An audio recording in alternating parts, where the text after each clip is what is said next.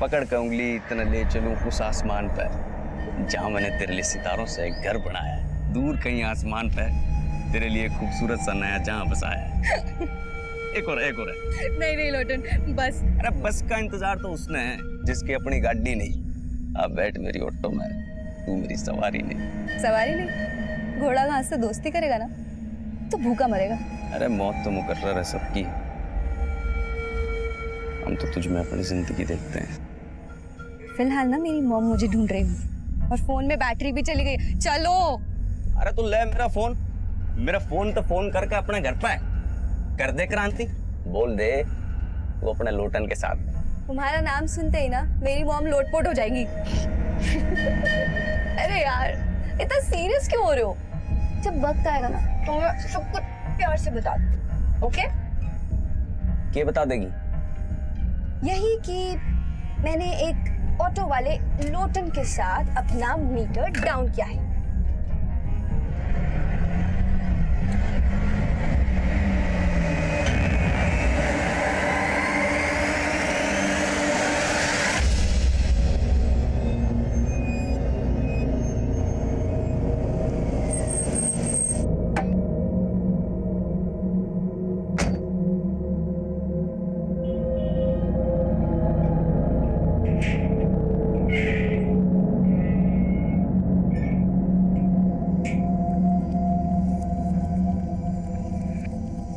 दीदी क्यों रो रही हो? मैं हूं ना तुम्हारे साथ, सब ठीक हो जाएगा। ज्यादा अंगरक्षक बनने की कोशिश ना कर और तू ये रोना धोना बंद कर ले। कल से नौकरी पे जाना है और अगली बार से उस छोरे से मिलना नहीं है, वरना इस बार उसका सर फोड़ा, अगली बार थारा फोड़ूंगा। पापा ये आप क्या कर रहे हैं? मैं जुगल को अपना पति मान चुकी हूँ। अरे बावड़ी पूंछ, थारे को पेट से कर देगा वो और छोड़ देगा। अरे ऐसे छोरों का ईमान ना होता है कोई।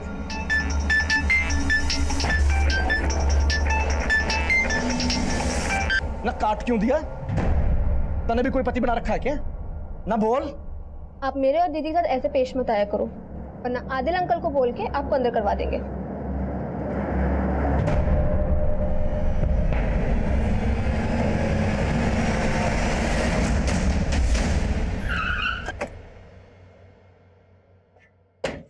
जैन सर। जय सर, मंजू के फादर ने मंजू का जो मोबाइल नंबर दिया था वो 2 साल से बंद है और मैंने चेक किया कि मंजू 2 साल से अपने फादर के यहाँ करनाल में भी नहीं देखी गई है। तो 2 साल से मंजू कहाँ थी? सर, मैंने मंजू के 2 साल पुराने कॉल रिकॉर्ड चेक किए। 2 साल पहले तक मंजू एक राजवीर सोलंकी नाम के लड़के को काफी कॉल करती थी। ये राजवीर पानीपत में मंजू के साथ उसी के कॉलेज में पढ़ता था। कॉलेज का कुश्ती पहलवान था सर वो। 121, 122, दबा के कर बेटा, दबा के पेल। 123, 124। बस बापू, तेल निकल गया। अरे तेरा तेल ना आशिकी ने निकाला बेटा। मैं तुझे नेशनल चैंपियन बनाना चाह रहा था, लेकिन तू औरतों के हुस्न का चैंपियन बन बैठा। चल कर। बापू और कितना खसेगा? गलती हो गई, माफ कर देना। अरे चल, बहाने मत बना। 127, 128। सुनिए जी, वो पुलिस आई है। क्या? राजवीर के लिए पूछ रहे हैं।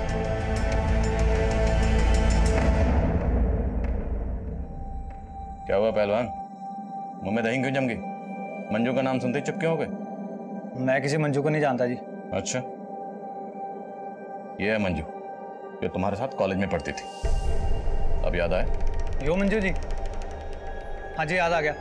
यो जी मेरे साथ कॉलेज में पढ़ा कर रही थी, मेरी दोस्त थी। जनाब बात क्या होगी?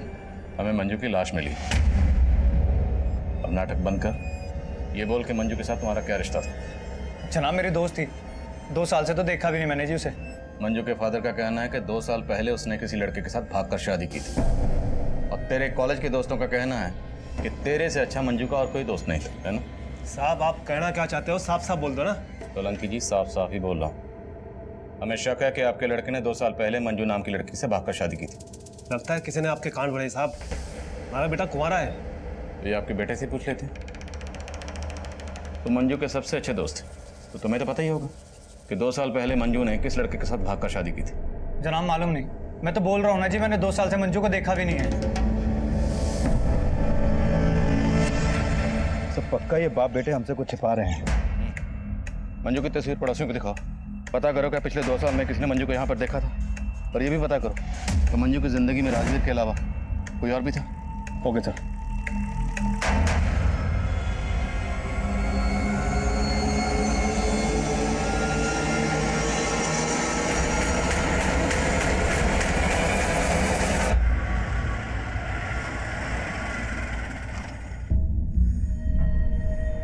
चलो बाय। बाहर से भगाएगी, अंदर नहीं लेके चलेगी अपनी मम्मी से मिलवाने। सबर रखो लोटन, पर का फल मीठा होता है ना। तो घनी नमकीन है, नमकीन और मिठाई एक साथ, कहीं बात अजमी ना हो जाए। बाय।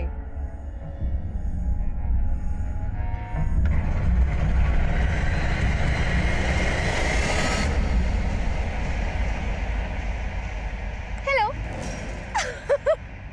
ये क्या हुआ है? तो असल लग रही, सब तेरी वजह से हुआ है। मुझे नहीं खेलना तेरा शतरंज का खेल। प्यार करूं तुझसे और इश्क लड़ाऊं तेरी बहन से। बंद करियो नाटक। खत्म ही करना था तो क्यों सोया मेरी बहन के साथ? तेरी बहन भाग गई थी और इससे पहले मैं भाग जाता ना, तेरे पापा आ गए थे। और अपनी फैमिली को तू जेलस करने के लिए ना अपनी बहन की भावनाओं से खेल रही है। प्यार करने लगे सच में मुझसे वो। अरे तो तू भी करना, क्या प्रॉब्लम है? वैसे भी रिंकी दीदी तुझे बहुत खुश रखेगी। क्या? मैं तुझसे प्यार करता हूँ। किसका फोन है? छोड़ तू। मुझे तेरे इरादे ठीक नहीं लग रहे। ये खिचड़ी पकड़ी? खिचड़ी ना टंगड़ी कबाब। तू टेंशन ना ले, तेरे जायके का पूरा ख्याल रखूंगी मैं, ठीक है?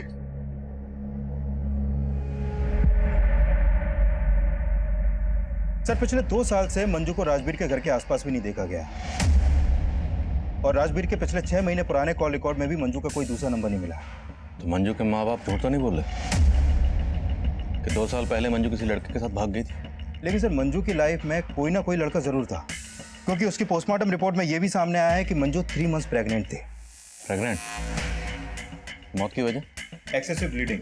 मंजू के दोनों हाथों की उंगलियां काटी गई, जिससे ज्यादा खून बहने की वजह से उसकी मौत हो गई, और मौत के बाद उसकी बॉडी के टुकड़े किए गए। और हाँ सर, मंजू के सर पर एक चोट का निशान भी है, और उसकी मौत 16 अप्रैल की रात को हुई थी। हमें मंजू की लाश 17 अप्रैल को मिली, प्रेग्नेंट। पति कौन है उसका? सर फिलहाल मुझे राजवीर के अलावा कोई नहीं दिख रहा। एक काम करें सर, उसका डीएनए मंजू के बच्चे के डीएनए से मैच करवा के देखें। चौधरी, डीएनए रिपोर्ट आने में बहुत वक्त लग जाएगा और हमारे पास वक्त है नहीं। मंजू के पेरेंट्स का कहना है कि 2 साल पहले मंजू घर छोड़कर भाग गई थी, तो हमें पता करना है कि 2 साल तक मंजू कहाँ थी और किसके साथ थी। एक काम करो, पानीपत में जितने मैटरनिटी हॉस्पिटल हैं सब जगह जाओ। मंजू प्रेग्नेंट थी तो किसी न किसी हॉस्पिटल में जरूर जाती होगी, हो सकता है वहां से हमें उसके पति की कोई लीड मिले। Okay sir.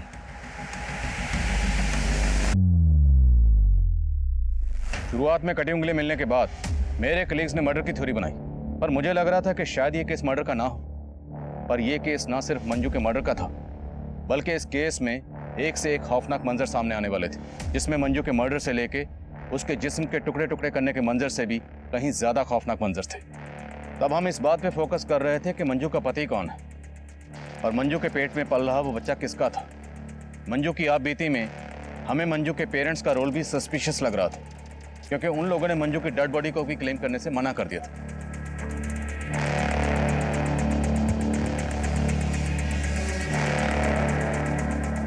मंजू का मर्डर इतना ब्रूटल था कि मीडिया ने शुरुआत से ही हम पर प्रेशर सिचुएशन क्रिएट कर दी। उस वक्त हमारे पास मीडिया के सवालों के कोई जवाब नहीं था, और ये सब बातें उस मुजरिम के हौसले बुलंद कर रही थी। एक गर्भवती महिला की हत्या करके उसके टुकड़े टुकड़े करके शहर में फेंक दिया जाता है, और पुलिस उस किलर के खिलाफ कोई भी सबूत नहीं जुटा पाती है। क्या ये पुलिस की नाकामी है या फिर उस अपराधी की जीत पुलिस को गुमराह करने में सफल होता नजर आ रहा है? क्या पुलिस मंजू के उस कातिल तक पहुंच पाएगी या नहीं?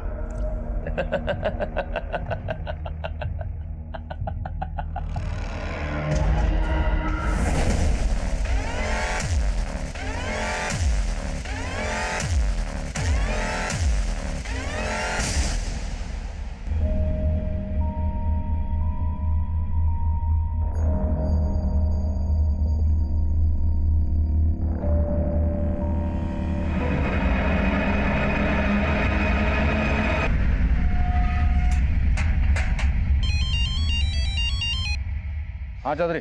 सर उस मैटरनिटी हॉस्पिटल का पता चल गया जहां पर मंजू अपना इलाज करवा रही थी। वहां से मंजू के पति के बारे में कुछ पता चला? सर मंजू के डॉक्टर ने बताया कि मंजू शादीशुदा थी। उस नंबर के कॉल रिकॉर्ड्स निकलो और उठाओ इस राजवीर को। Okay sir. मैं आपसे झूठ नहीं बोलना चाहता था, दरअसल मैं अपने बापू से डर गया था जी। तूने झूठ इसलिए बोला क्योंकि मंजू का मर्डर तूने ही किया। नहीं सर, मैंने मंजू का मर्डर नहीं किया सर। दरअसल हम दोनों ने 2 साल पहले भागकर शादी कर ली थी और मेरी शादी के बारे में बापू को कुछ भी नहीं पता था। तेरे बापू ने मर्डर किया होगा फिर? नहीं सर, वो तो कभी उससे मिले तक नहीं थे। और वैसे भी मंजू ने 6 महीने पहले मुझे छोड़ दिया था जी। मंजू 3 महीने की प्रेग्नेंट थी, तूने माँ और बच्चा दोनों को मार दिया।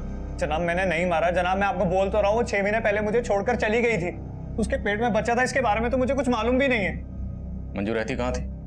जनाब जब 2 साल पहले हमने भागकर शादी कर ली थी तो सलोनी में एक किराए पर घर लिया था। मैं अपनी शादी के बारे में अपने माँ बाप को कुछ नहीं बता पा रहा था, इसलिए वो अकेली रहती थी और मैं अक्सर उसके पास आया जाया करता था।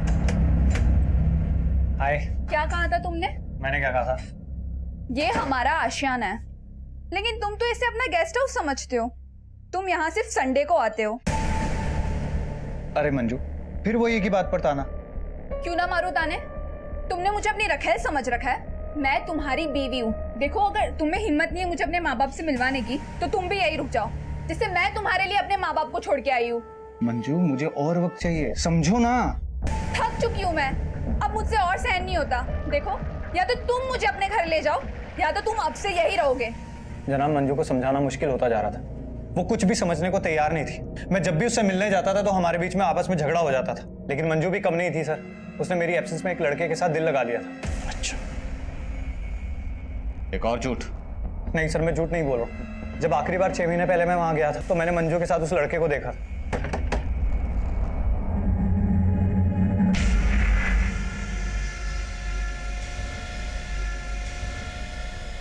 मंजू, कौन था ये लड़का?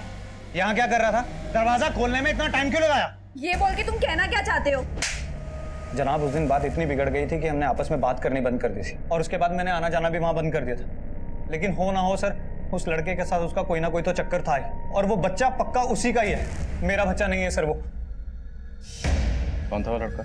सर उस लड़के को मैं जानता नहीं, उसे पहली और आखिरी बार मैंने वहीं पर देखा था, लेकिन सर वो बच्चा मेरा नहीं था सर। तो बच्चा तेरा है या नहीं, ये मंजू की डीएनए रिपोर्ट से पता चल जाएगा। मंजू और राजवीर सलोनी में जिस घर में रहते थे उस घर पर जाओ, हो सकता है मंजू का मर्डर वहीं हुआ और बाद में बॉडी को डंप किया गया। Okay sir. सर पानीपत कनाल के बीच एक औरत की लाश मिली है, उसकी उंगलियां भी कटी हुई हैं।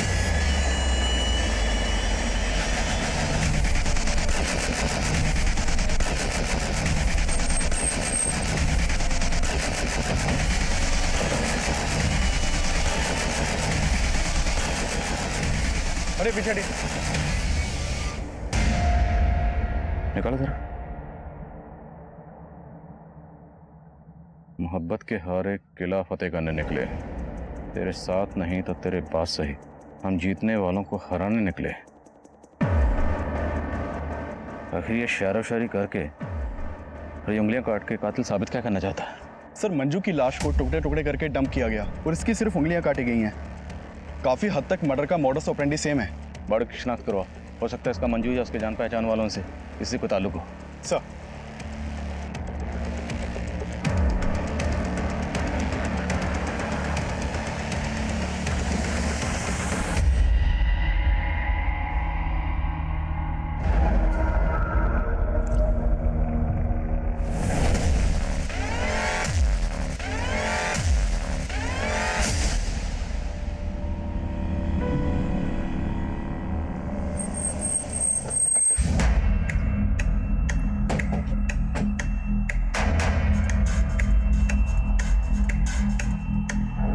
थोड़ा सा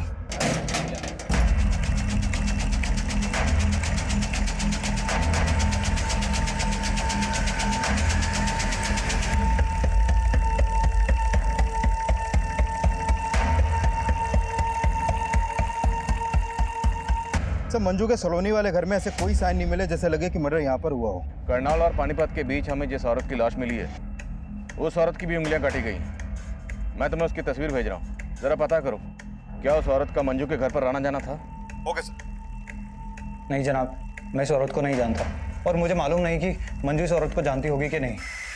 इस औरत को मंजू के घर में कभी आते जाते तो नहीं देखा है। ये मंजू का हस्बैंड है जो दिल्ली में कहीं जॉब करता है और संडे संडे आता है, पर अभी कुछ टाइम से वो यहाँ पे आना ही बंद कर दिया है। ऐसा तो नहीं लगता था, पर सर कुछ समय से एक आदमी का यहाँ पे काफ़ी आना जाना हो रहा था। राजवीर भी वही कह रहा था जो पड़ोसन कह रही है कि मंजू का किसी के साथ अफेयर था। पड़ोसन और राजवीर से उस लड़के का स्केच बनवाओ और मंजू के करंट नंबर के कॉल रिकॉर्ड्स निकलो। हो सकता है उस लड़के के बारे में कुछ पता चले, और इस औरत की पहचान पता करो, क्योंकि हो सकता है मंजू और इस औरत दोनों का कातिल एक ही हो। सर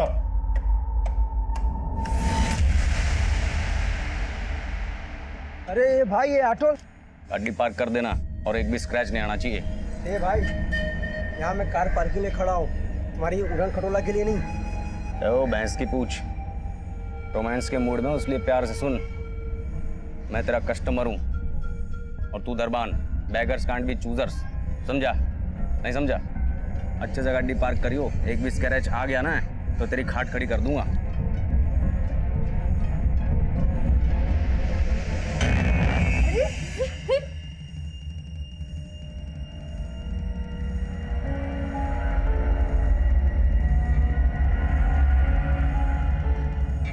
बेटा लोटन, सुनो ना, वो मैं कह रही थी कि जब हम घर जाएंगे ना,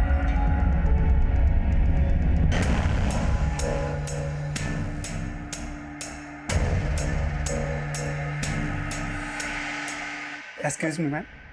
What can I bring for you? 1 paneer chili and guava meri. And for you, sir? I mean, आप क्या लेंगे? I would like to have a crisp thin roll stuffed with mashed potatoes and peas with a pinch of salt and turmeric, and yeah, garnish with curry leaves and serve it with a red lentil soup and a white sauce made of coconut. Please make it fast. Excuse me, sir. क्या है ये? Red dosa ले आ। Okay. Sir, Rajveer और मंजू के पड़ोसन ने जो sketches बनवाए हैं वो दोनों स्केचेस एक ही आदमी के हैं।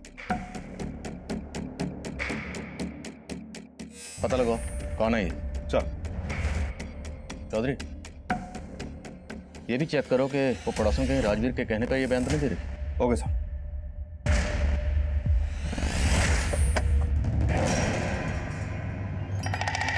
बाय।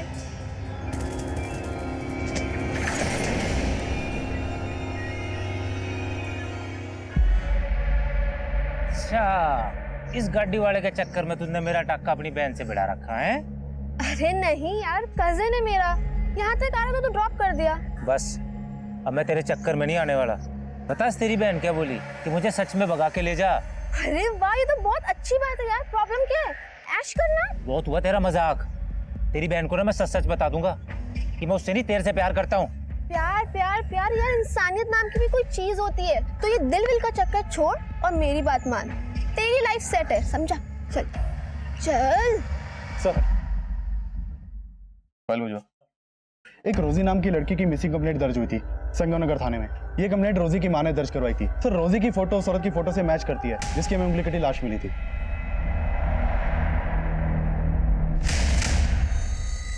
लो बेटा, दूध पी लो।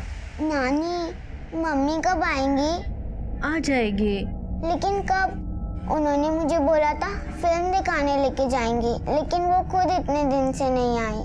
बोलो ना नानी, मम्मी कब आएंगी? बेटा आ जाएगी।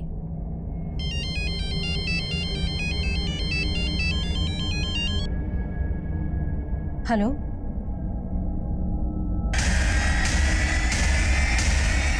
क्या?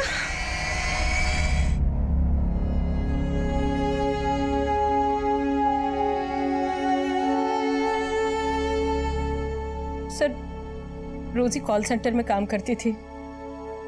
2 दिन पहले मैंने उसे आखिरी बार देखा था, तब वो कॉल सेंटर जाने के लिए घर से बाहर निकल रही थी। अच्छा माम, मैं चलती हूँ। बाय बच्चा। मम्मा, मैंने आपको बोला था ना मुझे कार्टून फिल्म देखने जाना है सिनेमा में। हाँ बेटा, चलेंगे पक्का। लेकिन कब मम्मा? बेटा नेक्स्ट संडे। अभी मुझे ऑफिस के लिए लेट हो रहा है और मेरे पीछे से नानी को परेशान मत करना। मेरा अच्छा बच्चा है ना। बाय बाय माँ। सर, उसके बाद रोजी का कुछ पता नहीं चला। अगली सुबह वो कॉल सेंटर से वापस ही नहीं आई, ना ही उसका फोन लग रहा था। लेकिन आपने संतनगर पुलिस स्टेशन को ये नहीं बताया कि रोजी कौन से कॉल सेंटर में काम करती थी।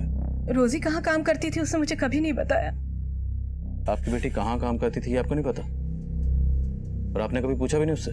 सर मैंने कई दफा उससे कहा था कि अपने कॉल सेंटर का पता घर में छोड़ दे।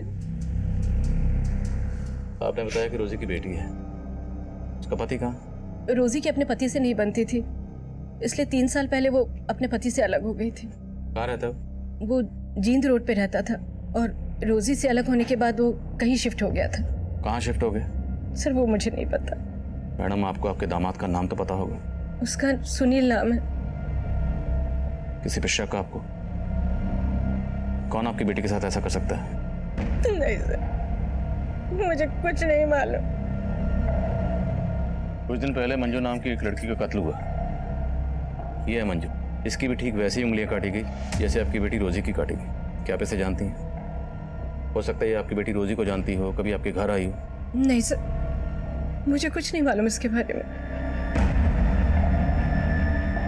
कुमार, पता लगाओ रोजी कौन से कॉल सेंटर में काम करती थी, और उसके पति सुनील का भी पता लगाओ। सर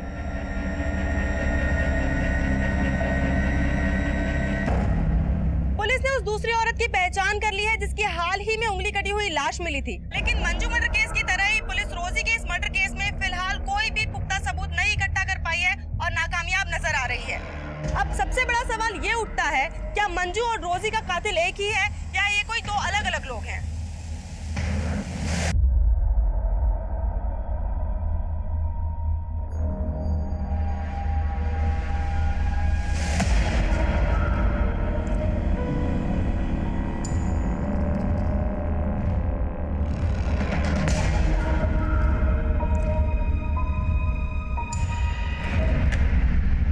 सर हमें मंजू के नए नंबर के कॉल रिकॉर्ड में एक नंबर मिला है जिसका फोटो उन स्केचेस से मैच करता है जो राजवीर और मंजू के पड़ोसन ने बनवाए थे।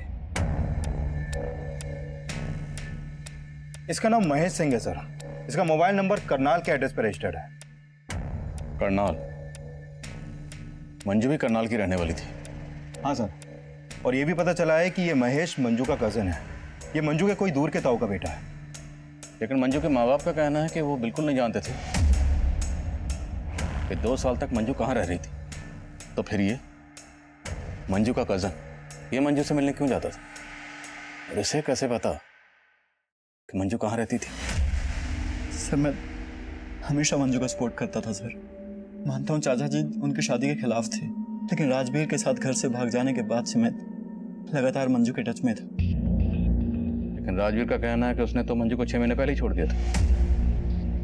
सर राजवीर ने मंजू की जिंदगी बर्बाद करके रखी थी, बल्कि मंजू तो उसके खिलाफ कानूनी मदद भी लेना चाहती थी। चीट किया था सर उसने मंजू को। उसकी वजह से उसने अपना घर परिवार छोड़ा, अपने पेरेंट्स से अपना रिश्ता खत्म किया, और बदले में उसे क्या मिला? सिर्फ दुख। कहीं तुमने भी बदला तो नहीं लिया?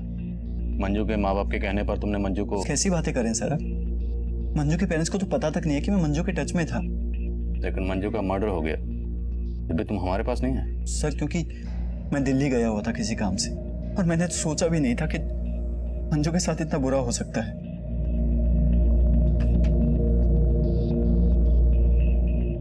इसे जानते हो? नहीं सर, और वैसे भी मैं पानीपत में कम ही आता था। मंजू ने कभी तुम्हें कुछ ऐसा बताया कि तुम्हें अजीब लगा? सर मंजू ने राजवीर के अलावा कभी किसी की बुराई नहीं की। मुझे लग रहा है शायद राजवीर ने ये कांड किया है, क्योंकि मेरी नजर में वही एक ऐसा लड़का है जो किसी भी हद तक जा सकता है।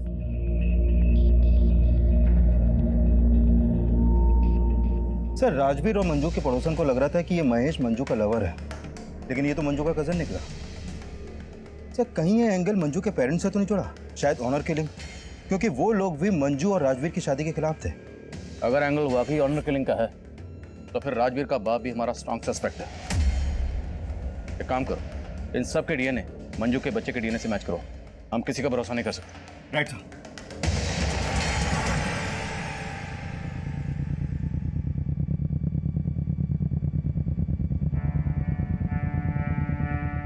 मंजू पापी नहीं थी। क्या बकवास कर रही हो? सच बोल रही हूँ, आपने तो उसे भुला ही दिया था, लेकिन मैं 2 साल से मंजू की शक्ल देखने के लिए तरस रही थी। और आपने मुझे मंजू से दूर रखा। टुकड़े टुकड़े करके किसी ने उसे जानवर की तरफ फेंक दिया और आखिरी बार में उसे कलेजे से लगा के रो भी न पाई। मंजू हमारा अतीत थी, वो 2 साल पहले ही हमारे लिए मर चुकी थी। अब उसकी जगह हमारी यादों में भी नहीं होनी चाहिए।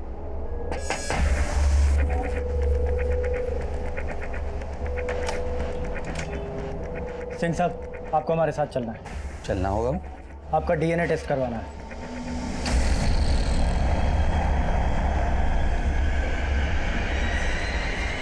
राजवीर, तेरी वजह से पूरी जात बिरादरी में कहीं मुंह दिखाने लायक नहीं छोड़ा तूने। वो पुलिस वाले सोच रहे तेरी लुगाई मंजू के पेट में मेरा बच्चा है। मेरा डीएनए करवा रहे हैं वो लोग, सब तेरी वजह से। मेरे को भी बहुत धोया बापू उन्होंने, और तू तो मुझसे बड़ा पहलवान है ना, उनके डंडों से तेरा तेल ना निकलने वाला। क्यों डर रहा है तू?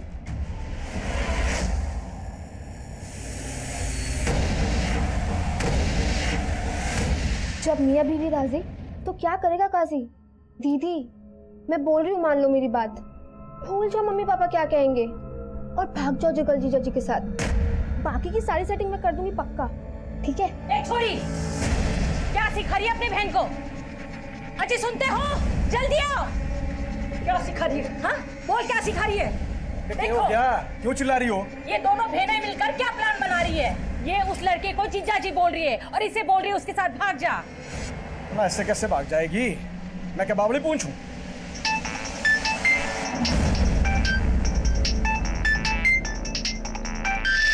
तने किसके फोन आते रहते हैं? ना बता दे, कहीं ऐसा ना हो रिंकी से पहले थारी टांगे तोड़नी पड़े। कंजर खाना बना रखा है घर को।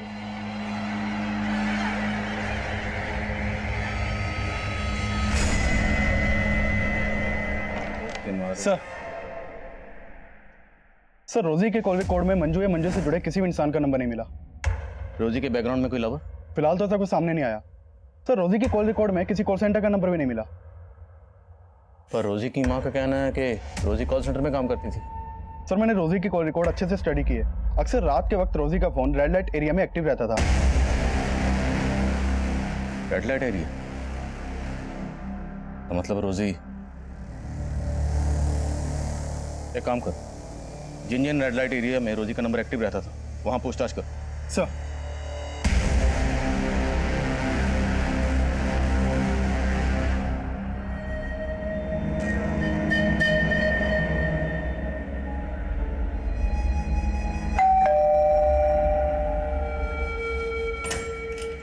मम्मी, ये मेरा दोस्त लोटन। नमस्ते। Lotan, strange name. जी, यो नाम मेरी मम्मी ने दिया है जी। अच्छा, प्लीज कम, हैव सीट। तो लोटन, तुम काम क्या करते हो? ऑटो है जी मेरा। Auto driver? नहीं जी, मतलब ऑटो मेरा खुद का है, मैं ओनर हूँ उसका, और अपनी मर्जी का भी। मम्मी, आपको पता है मैं ना लोटन के ऑटो में ही रोज कॉलेज जाती हूँ और पता नहीं टाइम कैसे बीत जाता है, पता ही नहीं चलता। आपको पता ही है ना, बातें ऐसी करता है कि कोई भी इंसान ना हंस के लोटपोट हो जाए। शैली, तुम इस ऑटो वाले को यहाँ मुझसे मिलवाने लाई हो? तेरा दिमाग तो ठीक है? इसमें प्रॉब्लम क्या है? प्रॉब्लम है you don't know these illiterate people. Auntie, I'm definitely an auto driver, but I've planned everything. I've planned my future, and trust me, it's bright. I'll soon begin my own startup. जैसे cab services होती हैं, वैसे auto services. I've planned everything. मेरी सारी plannings में अच्छी तरह समझ गई। अभी निकल यहाँ से और दोबारा मेरी बेटी से मिलने की कोशिश की ना तो अच्छा नहीं होगा। फ्रॉड। बेबी, लोटन, एक सेकंड बात सुनो, हम बैठ के। Cool babes. कोई बात नहीं, तेरी मम्मी को मैं पसंद नहीं आया। मैं चाहता हूँ तेरी गली से तेरा नाम लेकर, और ये मोहब्बत है जो ना कभी मिटी थी और ना मिटेगी। शैली, तुझे इस ऑटो ड्राइवर के अलावा कोई लड़का पसंद नहीं आया? मॉम, मैं लोटन से प्यार करती हूँ। सर, ये कुलचे वाला है, ये बोल रहा है रोजी को जानते हैं। क्या जानते हो तुम रोजी के बारे में? साहब, वो रोजी धंधा करती थी साहब, और वो और एक लड़का अक्सर मेरे यहाँ से छोले कुलचे खाते थे। कौन लड़का? और ये रोजी का क्या लगता है? दल्ला था साहब उसका, वो सोनू नाम था उसका। सोनू? कहाँ मिलेगा सोनू? ये जो रोजी का मर्डर हुआ है ना जब से साहब, वो यहाँ दिखा ही नहीं फिर। कहाँ रहता है वो मुझे नहीं मालूम है। ये मेरे मोबाइल में सब उसकी एक फोटो थी। ये है सर।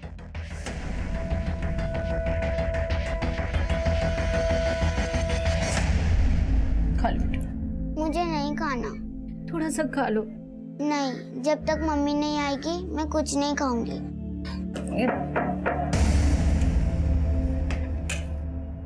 ये क्या बोल रहे हैं आप साहब? रोजी ऐसी लड़की नहीं थी। जरूर आपको कोई गलतफहमी हुई है। हमें कोई गलतफहमी नहीं हुई है।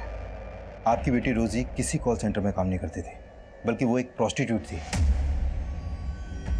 और ये सोनू, ये उसके लिए ग्राहक लाता था। सर ये तो सुनील है, रोजी का पति। सुनील? जी। रोजी का पति? जी, यही सब गलत काम करता था सर, इसलिए रोजी ने इसे छोड़ रखा था। जरूर इसी ने मजबूर किया होगा मेरी बेटी को। रोजी ऐसी नहीं थी सर। अच्छा, ये सुनील उर्फ सोनू आजकल है कहाँ? कुछ तो आइडिया होगा आपको? सर मुझे नहीं मालूम।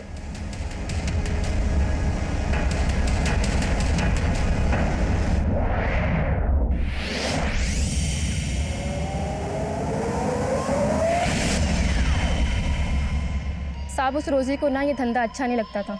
तो क्या सोनू उससे जबरदस्ती काम करवा रहा था?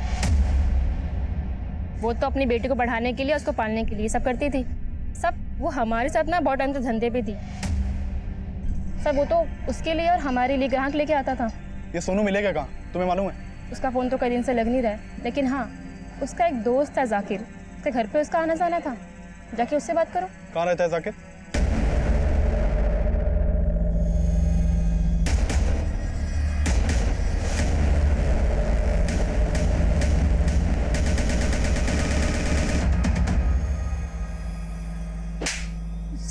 सर मैंने रोजी के साथ कुछ नहीं किया सर। तो फिर हमारी टीम को देखकर भाग क्यों रहा था? तो साहब मैं डर गया था, लेकिन फिर मेरे को रोजी के मर्डर का मालूम चला, तो इसलिए मुझे पता था कि आप लोग मेरे पीछे आएंगे, इसलिए मैंने अपना फोन भी बंद कर दिया सर।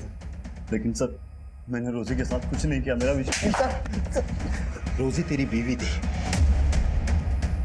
और तूने उसे मजबूर किया था इस धंधे में उतरने के लिए, है ना? नहीं साहब, रोजी जब तक मेरे साथ रहती थी तब तक मैंने उससे कोई धंधा वंदा नहीं करवाया था। लेकिन जब रोजी को पता चला कि मैं दल्लागिरी ये सब करता हूँ तो मुझे छोड़कर चली गई थी। लेकिन उसको कुछ दिन बाद आटे दाल का भाव पता चल गया था। और सर रोजी ये सब अपनी मर्जी से करती थी, मैंने रोजी के साथ कुछ नहीं किया। हाँ जरूर उसके कस्टमर ने रोजी के साथ कुछ किया होगा। कौन कस्टमर? सर कुछ रोज पहले एक टैक्सी वाला आइटम ढूंढते हुए हमारे एरिया में आया था, उसने रोजी के साथ कुछ किया होगा। मैंने रोजी को आखिरी बार उसी के साथ देखा था सर। उसके बाद रोजी लौटकर वापस नहीं आई। फिर मालूम चला कि रोजी की लाश मिली। कौन था वो टैक्सी वाला? ये तो मुझे मालूम नहीं है, पहले कभी मैंने देखा नहीं था। टैक्सी का नंबर देखा था? इतना कहाँ याद रहता है सर, मुझे तो ठीक से उसकी शक्ल भी याद नहीं है। लेकिन ये बात पक्की है कि सर वो सरदार था और उसी ने रोजी के साथ कुछ किया होगा।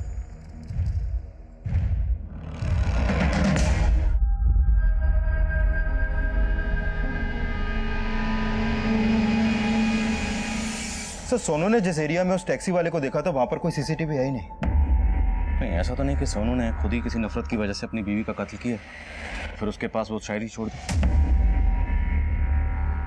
लेकिन सर मैंने सोनू की हैंडराइटिंग भी शायरी की लिखावट से मैच करके देखी है, मैच ही नहीं हुई है। अगर सोनू सच बोला है तो पॉसिबल है कि मंजू ने उसी सरदार की टैक्सी हायर की हो जिसकी रोजी ने की थी, क्योंकि दोनों की मॉडस ऑपरेंडी सेम। सभी टैक्सी स्टैंड पर पता करो, एक सरदार टैक्सी वाले को ढूंढना मुश्किल नहीं होना चाहिए। राइट।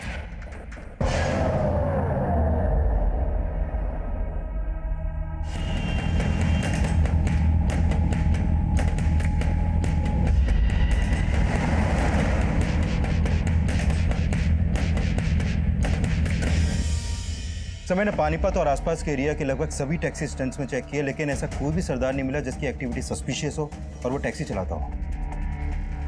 पॉसिबल है कि वो टैक्सी वाला सरदार हो ही, बल्कि किसी ने सरदार के गेटअप में पहले मंजू का और बाद में रोजी का मर्डर किया। सर हमें कुछ पता चला रिंकी का? नहीं कुछ पता चला, उधर क्या है सब जगह। कल 8 बजे। हाँ अरे चौधरी साहब, कुछ परेशान लग रहा? नहीं आदिल साहब कुछ नहीं। पक्का ना? हाँ। पहले कुछ बात हो तो बताइएगा।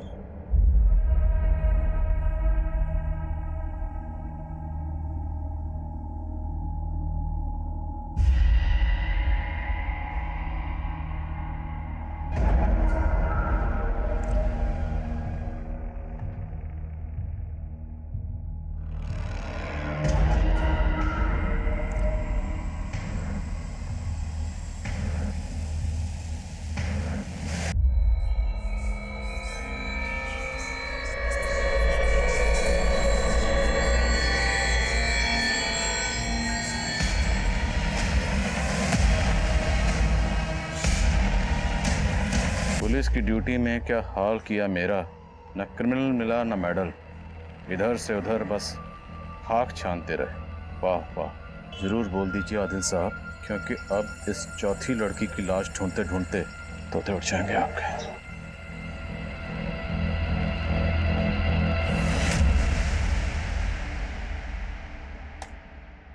सर इस फुटेज में तो ये सरदार उस बॉक्स को रखता हुआ दिखाई दे रहा है, मतलब इसी सरदार ने वो कटी हुई उंगलियां आपके घर के गेट पे रखी। और सर रोजी के साथ जो टैक्सी ड्राइवर देखा गया था वो भी एक सरदार था। लेकिन चौधरी, ये बंदा सरदार नहीं, नकली सरदार है। इसने भेस बदला हुआ है और ये जो भी है मुझे चैलेंज कर रहा है। हाँ कुमार। सर आपके नाम पे एक लेटर आया है और उसके ऊपर पोस्टमार्टम रिपोर्ट लिखा हुआ है।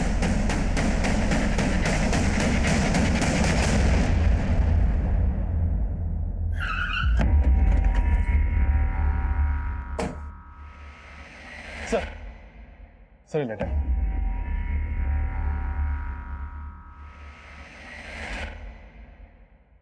आदिल साहब, ये उस चौथी लड़की की पोस्टमार्टम रिपोर्ट है जिसकी उंगलियां आपको आपके घर पे मिली होंगी। इस लड़की की मौत एक्सेसिव ब्लीडिंग की वजह से हुई। उसके बाद उसकी 10 की 10 उंगलियां काट दी गई। मौत 7 मई की रात को हुई और उसी रात आपके मोहल्ले की एक लड़की गायब हुई।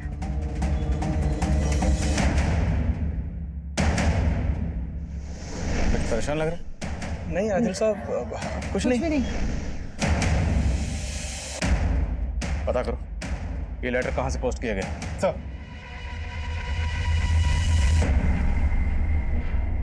सब जगह देख लिया उसको, है ही नहीं वो कहीं पे। समझ नहीं आ रहा कहां ढूंढे उसको जाके।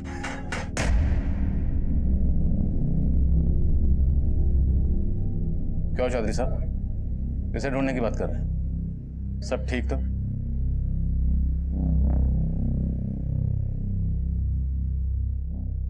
रिंकी कहाँ है? आदिल साहब, समझ में नहीं आ रहा किस मुंह से बोलो। बोलिए क्या बात? रिंकी एक लड़के के साथ भाग गई। किस लड़के के साथ? जुगल के साथ। एक नंबर का लफंगा है। अब ना उसका फोन मिल रहा है और ना ही रिंकी का। कहाँ रहता है जुगल?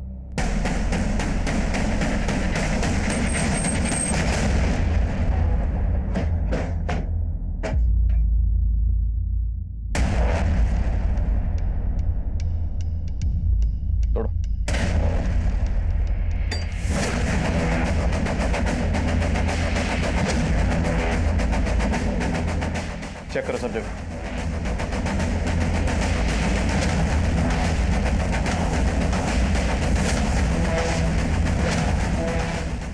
सर यहाँ तो कुछ भी सस्पिशियस नहीं मिला। चौधरी, हो सकता है जो मुझे चैलेंज कर रहा है वो ये जुगल ही हो। रिंकी और जुगल दोनों के कॉल रिकॉर्ड्स अच्छे से स्कैन करो। Okay sir. हाँ कुमार। सर वो लेटर एक सरदार ने पोस्ट किया है।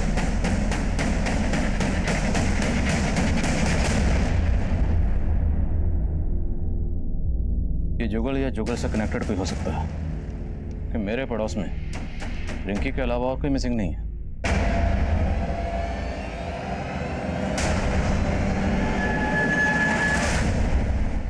सर रिंकी का फोन पानीपत बस अड्डे के पास बंद हुआ था, लेकिन जुगल का फोन रिंकी का फोन बंद होने के 4 घंटे बाद उसके घर वाले एरिया में ही बंद हुआ था। जुगल के कॉल रिकॉर्ड्स में कुछ सस्पिशियस? सर जुगल ने लास्ट कॉल एक सुबोध नाम के लड़के को किया था। ये उसका फोटो है सर। सर मैंने इस सुबोध के भी कॉल रिकॉर्ड चेक किए हैं। सर ये सुबोध रिंकी की छोटी बहन बानी को भी बहुत कॉल करता था। पूछताछ करो जरा सुबोध से। मैं बानी से मिलता हूँ। सर जुगल से मेरा कोई लेना देना नहीं है। तो फिर जुगल ने तुझे फोन क्यों किया था? दरअसल सर बात यह है कि मैं एक बानी नाम की लड़की से बहुत प्यार करता हूँ। सर काफी टाइम से हमारा अफेयर चल रहा था। सर जुगल ने एक दिन फोन पे मुझे बोला कि बानी मुझसे चीट कर रही है। सर बानी का जुगल के साथ भी अफेयर चल रहा था।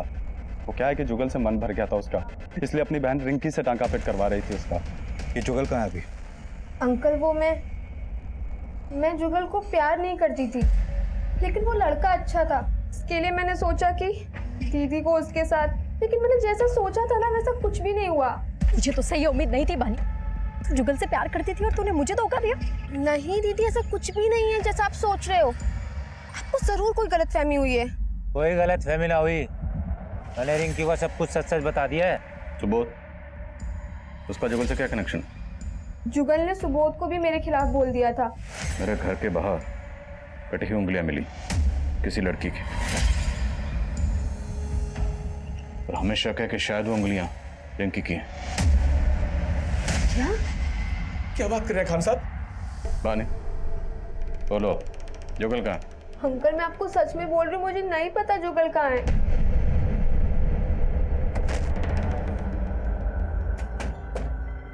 मुझे खत लिखने वाले का कहना है कि उसने मेरे पड़ोस की एक लड़की को मार डाला। हमें अभी तक किसी लड़की की लाश नहीं मिली।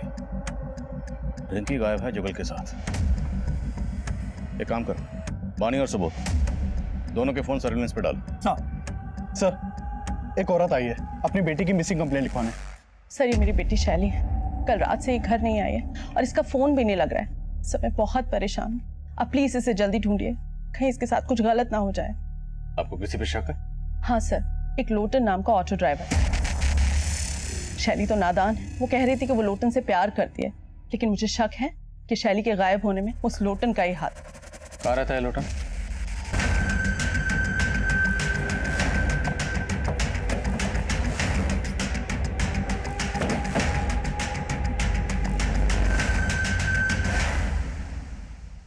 ताला तोड़वाओ।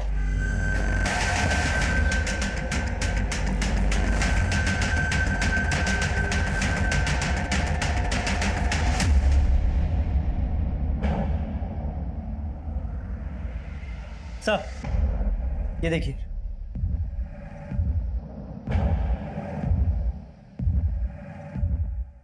सर ये देखिए, यहां पर भी ब्लड के ट्रेसेस है, लेकिन सर ये ब्लड सूखा है, जबकि लोटन की बॉडी पर जो ब्लड है वो बिल्कुल फ्रेश है। ये ब्लड किसका है?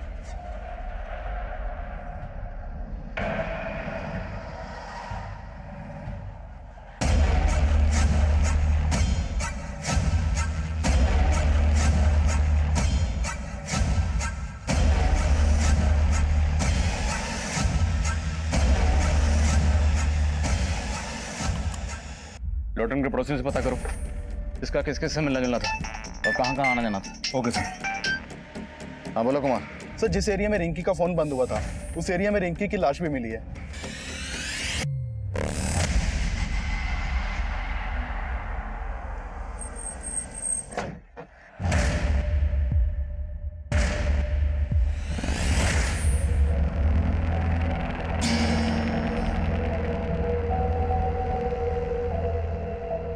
तेरे कूचे में कटी उंगलियां फेंक के हम सीना तान के निकलते हैं।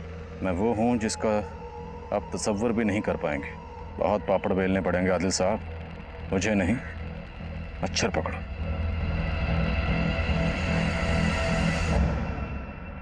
कुमार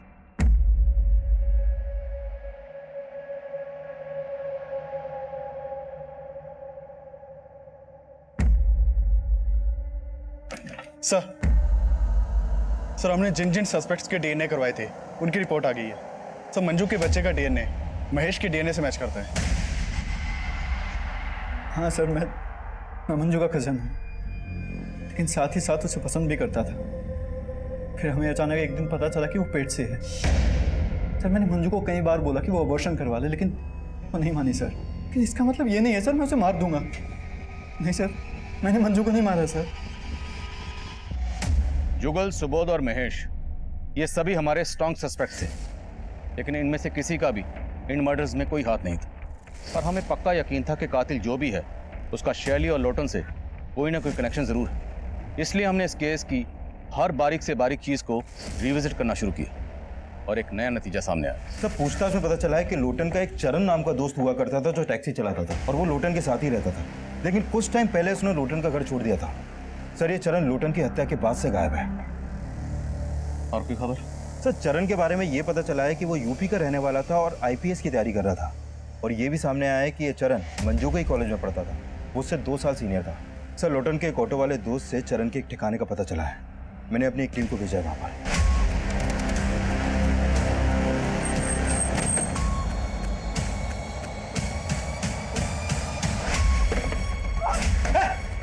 पकड़े से, पकड़ो, लेके जाओ।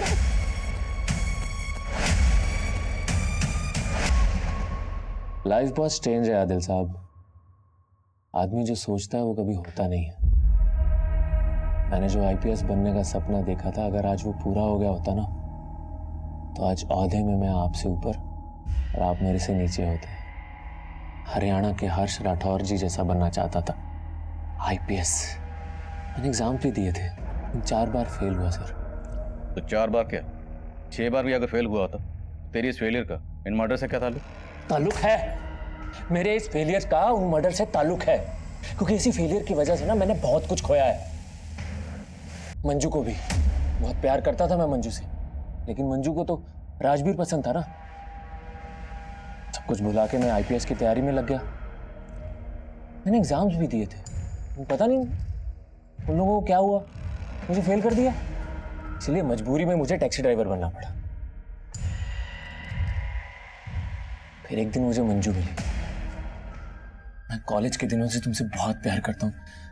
अगर तुम हाँ करो तो हम लोग शादी भी कर सकते हैं। नहीं चरण, मैं अपनी जिंदगी किसी और के नाम कर चुकी हूँ। मतलब राजवीर फिर से? राजवीर नहीं, महेश।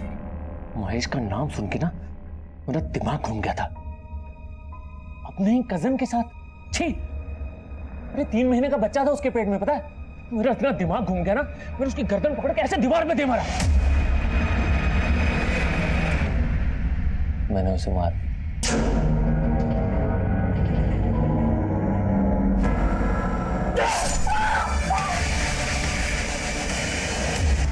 मंजू को पहचान ना सको, इसलिए मैंने उसकी बॉडी के टुकड़े टुकड़े करके जंगल में फेंक दिया। मुझे लगा जब तक आप लोग उसकी बॉडी की शिनाख्त करोगे गायब हो जाऊं, लेकिन आप लोग तो मेरे तक पहुंच ही नहीं पाए। सर, हंसी आती है मुझे आप लोगों पे। और गुस्सा भी। करप्शन से भरे सिस्टम की वजह से ना मैं आईपीएस नहीं बन पाया। इसीलिए अपनी काबिलियत साबित करने के लिए ना मैंने आप लोगों का इम्तिहान लेना शुरू किया। सबसे पहले मैंने उस धंधे वाली रोजी को मारा।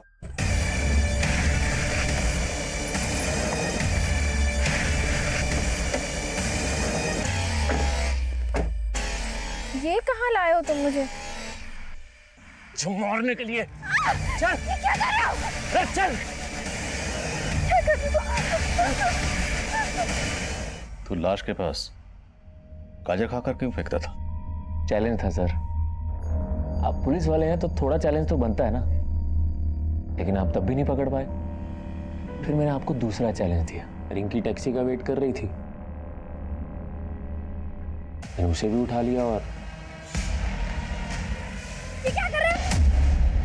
बड़ा मजा आ रहा था मुझे आप लोगों के दिमाग के साथ खेलने में, लेकिन साला दिल के चक्कर में हार गया।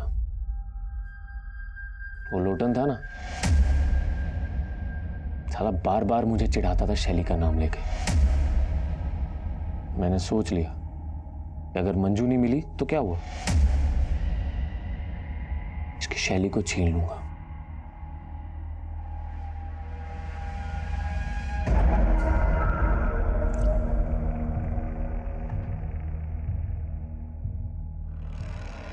मैंने लोटन को भी मार दी। तेरी तरह नहीं, आईपीएस का झंडा लेकर घूमा जिंदगी भर और कुछ नहीं उगाड़ा।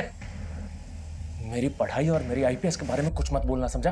तू नहीं जानता मैंने कितनी मेहनत की है आईपीएस बनने के लिए। काय की मेहनत? 20-25 हजार की नौकरी कर रहा होता अगर मुझसे थोड़ी बहुत इंग्लिश सीख लेता तो। ऑटो ड्राइवर तेरी, तू मुझे अंग्रेजी सिखा, तू मुझे अंग्रेजी सिखा। लोटन को मारने के बाद मैंने शैली को भी उठा लिया। शैली बस मेरी होने ही वाली थी कि आप लोग आ गए और मुझे उठा के यहां ले आए। क्या बनना चाहता था? IPS, Indian police service. Police वाला बनना चाहता था, लेकिन इतना भी नहीं जानता कि कानून किस तरीके से काम करता। जानता तो ये जरूर पता होता कि मुजरिम कितना भी शातिर क्यों ना हो, एक ना एक दिन कानून के हत्थे जरूर चढ़ता है। चरण आज भी सलाखों के पीछे अपने गुनाहों के लिए सिर्फ सिस्टम को ही कसूरवार समझ रहा है, जबकि सच ये है कि इंसान अपनी हालत और हालात के लिए खुद भी जिम्मेदार होता है। किसी इंसान की कामयाबी का फैसला इस बात पे भी होता है कि उस इंसान ने अपनी गलतियों से क्या सीखा। ये केस मंजू के मर्डर से शुरू हुआ था। मंजू इस केस का एक ऐसा यादगार चेहरा था जिसकी जिंदगी में गुनाह हर मोड़ पर दस्तक दे रहा था। राजवीर को ठीक से समझे बिना मंजू ने अपने पेरेंट्स को छोड़ दिया और राजवीर से धोखा खाने के बावजूद मंजू महेश की नीयत को नहीं समझ पाई और चरण को अपना दोस्त मानकर उसने चरण के सामने अपने माजी के सारे पन्ने खोल दिए, जिसने चरण की नाकाम सोच में आग में घी डालने का काम किया। चरण ने अपने पागलपन में रोजी लोटन को सिर्फ इसलिए मार दिया क्योंकि वो मेरी काबिलियत का इम्तिहान लेना चाहता था। ऐसी सोच हमेशा इंसान की बर्बादी की वजह बनती है। कहते हैं जो इंसान अपनी हार कबूल करता है, अपनी गलतियों से सीखता है, कामयाबी एक ना एक दिन उसके कदम जरूर चूमती है। लेकिन जो इंसान अपनी हार कबूल नहीं करते, अपनी गलतियों से सीखते नहीं है, कहीं ना कहीं उनके कामयाबी होने की उम्मीद भी खत्म हो जाती है। और चरण इसकी जीतती जागती मिसाल है। अब मैं आदिल खान आपसे इजाजत लेता हूं। आपसे फिर मुलाकात होगी एक और नए केस के साथ। तब तक देखते रहिए क्राइम पेट्रोल 10 तक। मकसद बताना नहीं, बचाना है।